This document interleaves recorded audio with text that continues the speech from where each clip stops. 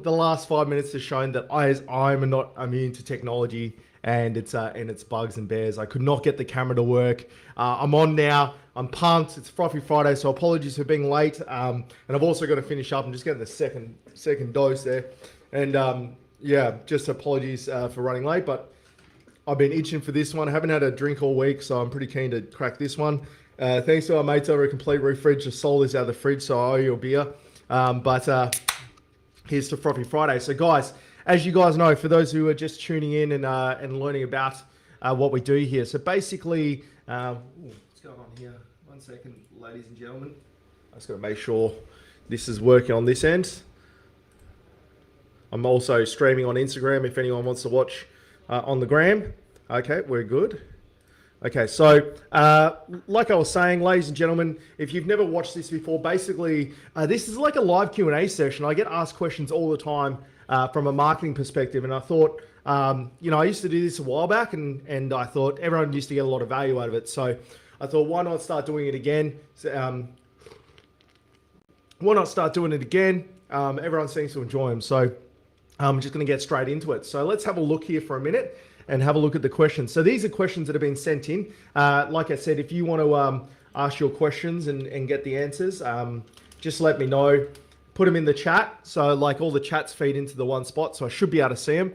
And I'll endeavor to answer them as we go. So I'm just going to bring up the first question here, and then we'll get straight into it, guys. So hopefully everyone's had a great week, and it's been uneventful. We've been super busy here in the labs. Old Clint, thank you very much for tuning in. Clint with the old Ole. Thank you very much. So let me find my questions. Sorry, I should have prepped this better, but like I said, technology got the best of me as well. Now, where are we? All right, so these are the questions. We're going to start with this question here. So if I go and add this in, we should be able to see this. So the first question, link building for local SEO. Is it worth it? Good question. Got asked during the week. Basically, local SEO is basically anything to do with local business, in my opinion. So, if you're a plumber, if you're anyone that requires a fixed location locally and serves local customers, and this will be worth listening to. So local SEO, there's a lot of confusion. SEO is like an umbrella term, and there's several different types of SEO within. So and that's search engine optimization for those people who don't 100% follow marketing. So there's lots of different types of search engine optimization, and everything from affiliate marketing, so affiliate SEO, local SEO, e-commerce SEO, national level SEO, service-based SEO. There's so many different types of SEO. And but probably the one that most businesses need is local SEO. And ultimately, what local SEO is trying to do is to try and rank you higher for local results. So the old near me, so plumber near me, plumber Mandra, plumber here, this service here, X, Y, and Z location. And so like the principles that work for SEO work exactly the same for local SEO. You need to build expertise, authority, and trust. And if you guys tuned in last week, and if you didn't get a chance, go and watch it again because it was a good one. I explained how SEO works, and a lot of it comes down to building trust. And what the question that they're being asked is link building for local SEO. So what they're actually asking is like, it's a pretty, if you talk to any marketing company, a lot of them will be trying to sell you backlinks. And that's what link building is building those backlinks. And then got Karen here asking about my thoughts on Shopify, which I'll answer in a sec. Thanks for tuning in. And I'll answer that one in a second. That's a great question. So yeah, local thoughts. So local link building. I think, so I'm just going to get straight to the answer because I've got to keep moving today. But yeah, I think link building for local SEO is not that important. And let me tell you why. Most of the time, the people in the ranks aren't doing that good a job anyway. So link building is there to build trust signals, but with local SEO, because you've got a Google My Business listing, there's actually several ways to build trust signals. One of them is press releases. One of them's authority and trust signals. One of them is press releases. One of them is building up the Google My Business listing itself.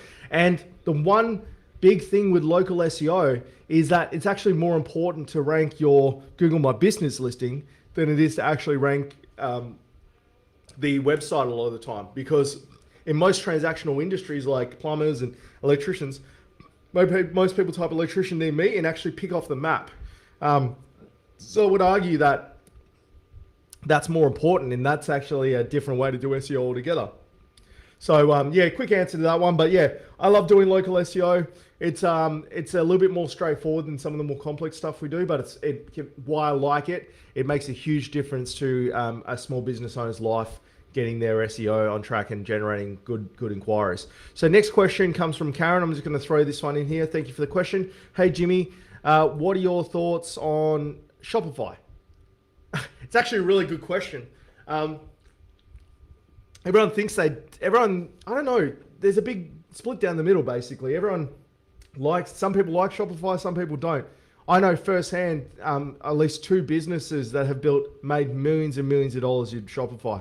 It is a perfectly capable e-commerce platform for like 95 to 97% of circumstances. If you have a small business and you want to add a shop to it, I would use Shopify, because you pay $29 a month and they handle all of the issues that come with most more complex e-commerce solutions like WooCommerce or Magento.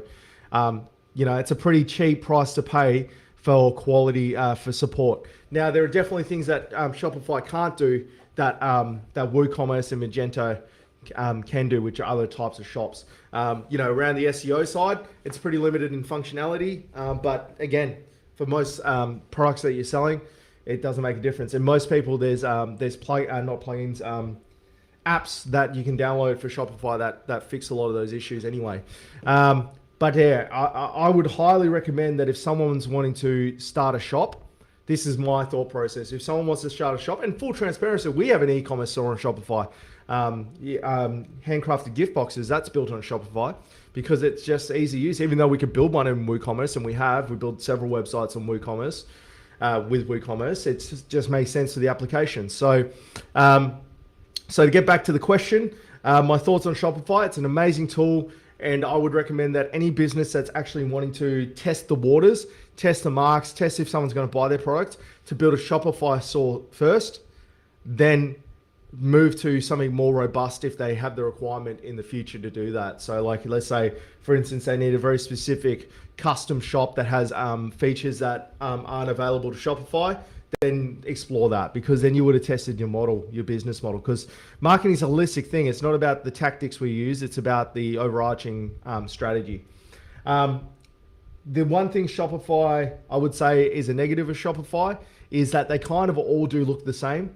There's only so much you can modify on Shopify. Not saying that there's not custom Shopify stores, but I would say a disproportionate amount of Shopify stores all look the same, which isn't a necessarily bad thing. They've built the standard when it comes to shopping. So yeah, I would just say that. There's also Etsy as well for handcrafted stuff. But yeah, Shopify, I think for it's horses for courses. In the right application, it's one of the best tools we got. So next question is, how would you go about starting a new marketing agency? Whew. Do you guys want to know my honest answer there? I wouldn't start another market. I wouldn't do this again. I'm just being honest, right? That's the important thing, is to be honest with this stuff. I wouldn't start it. I wouldn't get into the marketing space, not client-facing marketing. There's a common misconception out there around marketing that it's like a set and forget sort of thing. You can build a you can get a 4-hour week job, sit on a beach and automate everything. It's a 9-to-5 job like everything else. There's nice rewards. Financially, it's a very rewarding industry to be in. And if you actually enjoy marketing, it's a great job. It's a great industry to be in.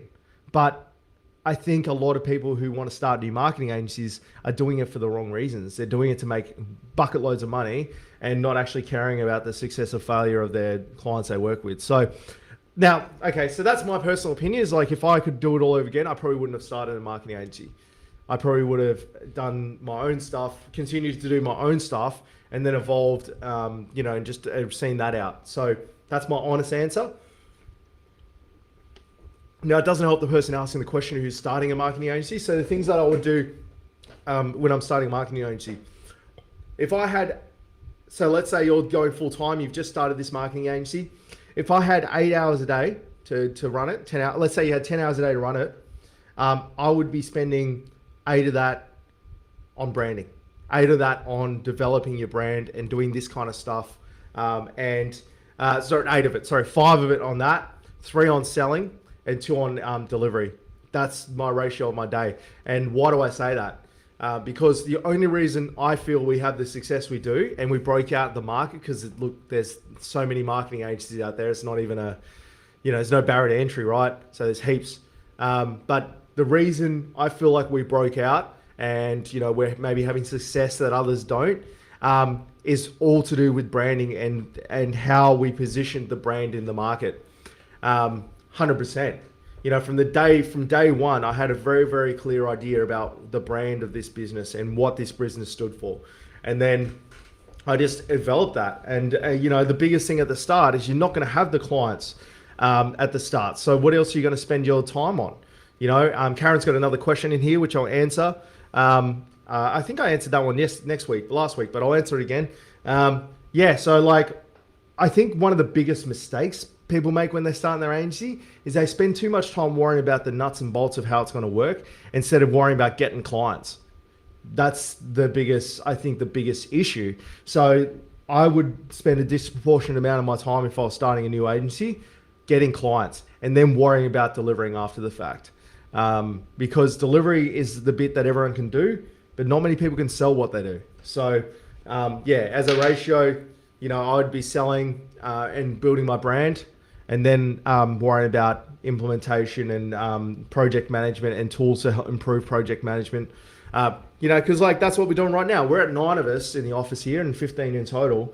And we're only now just starting to get our project management system consolidated into one place. And we're talking like 40 websites a year. So we're able to get to, I think we're at doing $600,000-700,000 or whatever.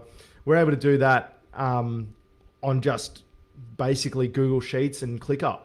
Now we're consolidating into one platform where we can do invoicing and everything off one spot, do our internal communications at one spot. Because it's like, where do you focus your energy? Do you focus it on the productivity side when you've only got like 3 clients? Or do you focus on getting enough clients to be able to justify the reason to have it? So if I was starting another agency once again, I would be focusing all of my attention on selling what we do and building the brand, to answer your question. So Karen with another question. Thank you for the question. What are the qualities you should look for in a digital marketing agency? I covered this off last week, but I'll just quickly reiterate on it. Communication.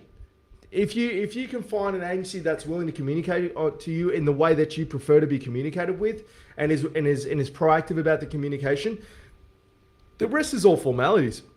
They'll work it out if they're worth half their salt, and do a bit of diligence on that. But if they're worth half their salt, they'll be able to work out, how to get the Google ads working and stuff.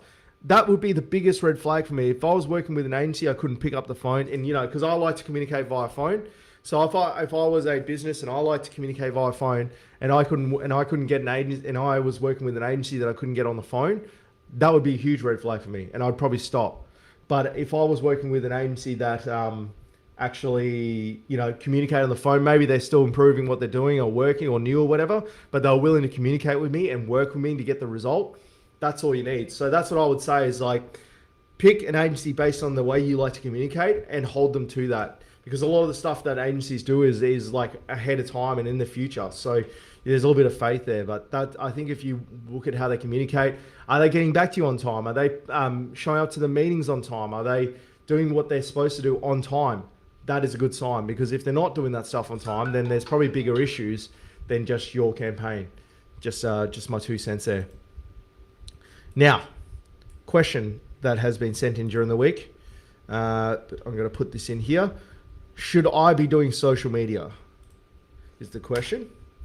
Should I be doing social media? And I'm just going to bring this up here. It's a good question. Obviously, without context, it's hard. But knowing the person that sent it to me in their specific situation, I'm going to answer it the best I can. So I'm going to change this to, should I be doing social media as a small business? Because they're a small business. And yeah, 100%. Now, there's a big asterisk to that. It's not necessarily that if you should be doing social media, you should be doing everything like I mentioned last time. It's when you do it. That's probably more important than if you need to do it, because to be honest, and through a full business life cycle from start to finish, from start to sale, you're probably going to end up doing all of this anyway. It's just a natural part of getting growth. But I suppose the question is, if you read between the lines, is actually, should I be investing money into social media? Now, admittedly, there are some industries where social media is more effective. Now, if I'm a defense contractor and I'm selling, remote UAV drones for the military, then social media may be less of a priority. It's still important, but it may be less than of a priority than someone that's selling products on Facebook, right? Or selling, a brand. That's just the natural thing of it. But this is where the rubber meets the road with this stuff. It's like, you think that social media is not important, but it might be the platform you use that's more important. So like, if I was a defense contractor and I'm looking to get more defense contracts, ultimately the people that you need to know your demographic and the people that make decisions within the business, and in this case is a Department of Defense. So it's like, we know who the key decision makers are, we know the process, we know the procurement process. Okay, well, we need to do social media then to make us front of mind when they're actually doing this procurement process. So in this case, it would be like, okay, well, we're not going to necessarily talk about our drones and try to sell our drones through Facebook. What we're going to try and do is use LinkedIn and Facebook and Instagram to sell the intangibles that will make them make a decision between, say, 3 companies. So in this case, we might do like a profile of the team. So we go through and do our management team and do a bit of a video of management team, walk through our quality assurance process. So this is on social media, do posts about a quality assurance process, do posts about our, our core values as a business, case studies, things like that. You just massage the posts and the interactions you have based on the platform that you're, the target market that you're targeting. Now, Clint, who's in the chat, he brought up a good point earlier this week when I was talking to him about this, and he said that engage. He's a guy, he knows a lot about social media, and engaging is actually a huge part of that. So like, if we're going back to our defense contractor strategy, we're posting all this stuff, and it's like, well, how do we amplify the message? Well, when someone comments on it, we comment back and we create conversation. We engage with the key decision makers and be a part of their life and be a part of their day-to-day through social media. We comment on our competitors. We comment on we make observations. We create thoughtful insight and thoughtful conversations around our topic. We become the authority in our topic. That's all social media. Everyone thinks social media is just posting stuff onto Facebook. But social media in itself as a marketing tool is a lot more than that. Even little things like the ratio of posts that businesses do. So I think where a lot of people get disheartened with social media is they just end up turning it into a glorified billboard for their business. They post things all the time about, we do this and we do this and look how cool we are and look at our big, this new truck we delivered, or, defense, look at this key client we work with. No one cares about you. No one cares about no one wants to hear us brag on social media. So we need to make a ratio between push and pull. That's what I call it. I don't know what it's actually called, but that's what I call it. Push and pull posts. So you have push posts, which are like, we just hired this new person, and then you have pull posts, which is actually asking for engagement. So it might be like, what is the newest drone technology that you're most excited about? Say on LinkedIn and make it a poll and try and pull engagement from others. So you either can push engagement onto others or you can pull it back from others. And that's how natural conversations work. If you think of social media as just an extension of what we used to do in a pub back in the 80s and 70s, or down the local footy club where, you would get in a room with 10 other people and you'd just tell stories. That's all social media is. It's just technically an online version of that. And in our analogy, all LinkedIn is like be like walking into a business version of that. You don't walk into a meeting, you don't walk into a networking event going, oh, g'day, John, I did this. G'day, John, oh, did you know I did this? Or, g'day, John, do you know I actually do this as a service? Do you? Honestly, like who does that? You walk into a networking event and you introduce yourself, which is a part of it. And then you might go, oh, how was your day? Or, what have you been up to? Oh, I heard about this. What do you reckon of this? And then you might go, oh, we're using this and it's really good. If you think about social media like that, and you think about it that it's actually just a natural extension of what we've been doing as humans forever, and you apply the same guidelines that you would as a human being, at the moment, social media is just full of people that are super arrogant and full of themselves. It'd be like being in a room full of networkers and everyone going, I do this, come and see me. Look, I feel this. I went and put this on the park over there, and, look how awesome our team is, and look at this. As opposed to being, a little bit more natural, then I think you would actually see a lot more people, a lot more businesses using social media. I think because the common advice is you just got to do that. But honestly, it's about amplifying the way you would normally talk in networking event about your business. And, like you would normally go on a networking event, you would talk about the new person you employed, or, how good it's been at the moment, or how lucky you are, or, how you learnt this from this job. If you're talking to someone in your contemporary in your space, you don't just go and blast out how awesome you are. So that's just my 2 cents on it. And yeah, as a business, you should be doing social media. What changes is when you do it in the life cycle of your business. That's ultimately what it is. And then the last question I got here, unless there's any others, is how do I go about marketing an insurance broker?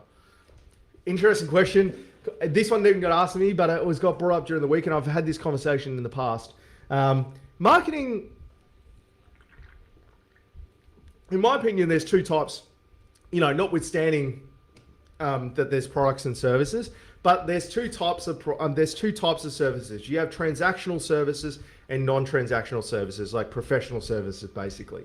So like your transactional services, they're like your plumber, they're like your plumber, your electrician, your mechanic. People type in mechanic, Mandra, and they're looking for a mechanic. It's very transactional. It may have a relationship USP to it, like that's your point of difference, but ultimately it's a transactional thing. Now, something like insurance broking is less like that. It's more something you would ask your network if they knew someone about. It's a bit less transactional, more about like a plumber, right? You can tell if a plumber is the right person to do the job by or not, technically by if they're licensed, and if the job is to that's all right, Karen, it's all good. If their job is to if they've got the licenses to do the job, and if their quality of job is good. But what are the actual tangibles between insurance brokers? Well, it's communication, it's how prompt they are to reply to you, how much they communicate, how much how much they problem solve. They're intangibles. They're very difficult to quantify. So that's why no one searches this stuff, because when you search it and you get 3 people, there's no being able to see a picture of a tap working. It's an intangible. So most people, when they're trying to find like a property manager or an insurance broker or a mortgage broker or even us, marketing, they generally will go to their network to find this thing, or do diligence through their network. So ultimately, the way you market an insurance company or a real estate agent or one of these companies that has intangibles that separate them is to extend your referral network and to make your referral network bigger and to make a second ring around it. That's all I've done here at My Online Guy. Like I said to you when I first started, I had a very, very concise and clear way of growing this business, and it's worked for us, obviously. But that's having a good understanding that, we rank number 1 for a lot of stuff, and we have a huge amount of search volume. But does it lead to inquiries? Nowhere near as much as referrals, and getting people to understand what we do and our intangibles, and getting people to get a good idea of our intangibles, and then selling that on our behalf. So ultimately, from a marketing perspective, as an insurance broker, you got to be able to pass the pub test. And you got to be able to pass, if like I'm sitting there with John at the pub and we're talking stuff and he goes, oh, Jimmy, you know, you got the business there. Who do you use for your insurance? It's got to be able to pass that pub test where they're A, comfortable recommending you, and B, they know what you do. So in that case, I'd be like, oh yeah, I use Joe Blogs over at AAA Insurance over there. Top guys, they're always getting back to me on time, and they're just really good. Because at the end of the day, they're going to do your insurance regardless. It's not like it's there's like it doesn't. There's regulations in place to make sure they do it right. So when they're down the pub, they need to be able to explain the reason they should use you over someone else. So I get it a lot. People get referred to me and they're like, oh, I was speaking to John and, he just said you're his online guy. And, he said you're really good at building websites. That's all they need to say. And then I can do the rest. And insurance broking, real estate, property management, finance broking, they're all the same. You need to get to the point where people know what to say about you and your intangibles. And then that second ring, and I always use this as an anecdote of second ring. So we built a website. Guy was happy with it. Wife was happy with it. And about 6 months later, I got a phone call going, oh, look, g'day, Jimmy. I got your number off Trent. And, looking at doing some marketing. I was like, oh, sweet. And I was like, in the back of my mind, I was like, I have no freaking idea who Trent is. I've never worked with a Trent before. But when I went back to him and like drilled down and we had the meeting, he said, oh, yeah, Trent, from over there. And I clued on and went, wait a minute, that's the brother of the wife of the guy I built the website for. So it's a secondary connection. But he was able to communicate the message well enough so that someone outside of my immediate network was getting in contact with me. So effectively, I created a second ring around me of people that are referring me that understand the messaging and is able to articulate it to someone, and then they're choosing me over others to talk to. That's all you need to do. You build those two rings big enough, you don't have to do any other marketing. You just do those. So that's my thoughts on that in particular. It's always something I try to explain, and I've never had the best way to explain it yet, but that's about as good as it gets. So you still run, and it's about where you fit this stuff into the process. So Google ads, Facebook ads and stuff, they do work for an insurance broker. Otherwise, QAE wouldn't be doing it and things like that. But where does that fit into the lifetime timeline of your business? Probably a little bit later. I would focus all my energy and effort into the brand and growing the brand and growing the messaging of the intangibles so that people know what to say when they're talking to people, and how you communicate and how you follow all that stuff up to make sure it gets done. Then that's really it. That's all you kind of need to do. And then you worry about Google ads and stuff when you hit that plateau. Like myself, I am a very, very good example of where this works, because I believe in practicing what you preach. And only now, after 3 years of running the agency full time, am I looking at doing outreach that isn't referral based.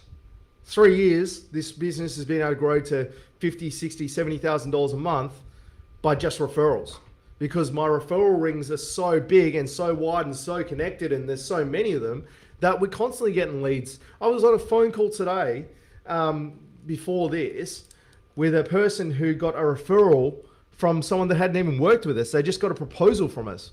And then they referred him, said, oh, speak to Jimmy. He's a gun at this marketing. We just couldn't afford it. That's how you build stickiness. And the beauty about doing it that way, and not leaning on Google ads and Facebook ads and stuff to generate those inquiries, is that it's impossible for another agency to come and take that traffic off me, because I'm always going to get the first shot. They're dealing with us for intangibles. Oh, there he is. Charlie, welcome into the chat, mate. Happy Friday to you as well. And so they're dealing with us to intangibles. So like Charlie's a great example of this, right? So Charlie has an agency here in Mandurah, and he's a top tier agency as well. And if I was a business, I'd be using him. But I get quotes, and we do quotes, and we come up against each other in our travels. But I spend a lot more time selling the intangibles. And because of that, it's a defensible position, because if someone comes to talk to me, not only is it me saying we're good at what we do and we're going to do a good job for you, you've got the other person too. It's like that personal recommendation. So it's really hard for another agency to go and take that business off you, because you kind of got the weight of two people, and two people with authority saying the same thing. And then if you're getting out that second referral, it may be a little bit weaker, but it's still coming through two people. So yeah, I think ultimately, if you're in a business where the intangibles make all the difference, it's not like plumbing where someone's tap's broken and you fix it. That's the solution. So the intangibles are less important, because ultimately the goal is to fix the tap. But insurance broking, what separates them all? They're all licensed, they're all regulated, they're all going to get your insurance. But what's the difference? One may communicate faster, one may go out of their way to help you, one may, may buy you a carton of piss at the end of it. They're intangibles. You're not going to type into Google and go, I want insurance brokers that communicate really well. So there's no intent there. And then ultimately that's what leads to it. So very good question. And hopefully I answered it for that. So last question here. Sorry to hog the questions, but I have one more. What is the number one favorite tool to use for search engine optimization? Oh man, it changes. It depends on what I'm trying to achieve. I would say my favorite overall. Can you please do your TikTok dance now? No, we're not ready in the business cycle for that. I tried that once before, not on TikTok, but just on thing. And yeah, look, I dance like I've got 6 giraffe legs. Let's just put it that way. And then, so number one favorite tool for search engine optimization. It really depends on what I'm trying to achieve. But I would say the ones I use the most, there's 3. And I'll give you number one. So Google Search Console, I pretty much use every day. It's true, Clint. No one's ready for my dancing. Google Search Console I use every day. And also Screaming Frog, which is a tool for doing technical analysis of a site. And Ahrefs. They're my 3 tools that I use pretty much every time for every client. If I had to pick the one I'm in the most, it's probably Search Console, because that's data directly from Google, which is really important to have. The one I probably use the second most is Ahrefs, because it allows me to have a look at the outside, from the outside in of the business. And then third is Screaming Frog, because you can find a whole heap of data that is really valuable that you can use to make decisions from. So yeah, Google Search Console. The beauty about Google is they give you all the tools.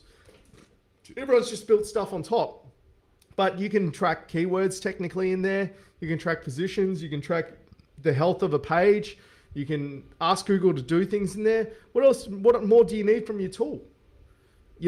That's, and like, to be fair, I probably have a suite of about 11 tools that I actually use. But the one I use the most and the one I like the most is Ahrefs. Is Google Search Console. And I'd love to hear everyone's opinions on that. So, guys, I'm going to finish this up here. I've got to go. I've got an appointment at 4 o'clock. And that was it for the questions. Before I go, does anyone else have any questions that aren't to do with me dancing? Happy to answer them if you do. Otherwise, yeah, guys, I'll catch you all if nothing pops up in the meantime. I'll catch you all next week. No worries, Karen. Thanks for tuning in and thanks for joining us. Yeah, I'll catch you all next week. Another Frothy Friday. ASL. Oh man, I have not heard that since the Yahoo chat days. I'm a massive tech nerd, right? As everyone knows, as I establish here. But I have been building websites since I was 11 years old. My first website was a breakdancing website, but I also used to be a fiend on Yahoo chat. I used to be on that every night. I'm voice chat. It's probably why I can talk. It's probably why I'm so comfortable talking in front of the camera. But that was always the thing. You find some hot chick, and you just go slide into their PMs and go ASL, ask for their age, sex, and location, and then hit them up. Oh man, that's a blast from the past. I mean, Yahoo Chat, ICQ, MSN Messenger. Yahoo Chat was just the best one because you got to talk to a lot of Americans through there, and they had voice chat real early, so you can get on there and do voice chats. And I remember I used to fake how old I was. I used to pretend I was like 11 or 12, and I used to pretend I was 16. Had a fake profile picture and everything. So yeah, that were the days. All right, guys, thank you so much for tuning in, and I'll catch you all next week.